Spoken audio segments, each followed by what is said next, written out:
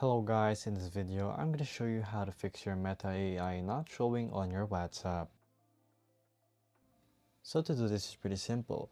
So the first solution is going to your settings and then going to your general and then iPhone storage and locate your WhatsApp.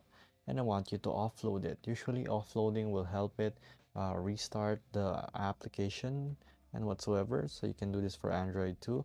Once you offload it, reinstall it, just back up your chats and then let's see if it works. So if not, the thing that I would do next is actually update it to the latest version. As you can see right here, it's in the latest version, so just update to the latest version and it will do so.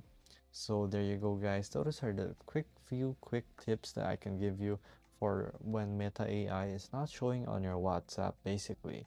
So there you go. If this was helpful, please hit the like button and don't forget to subscribe.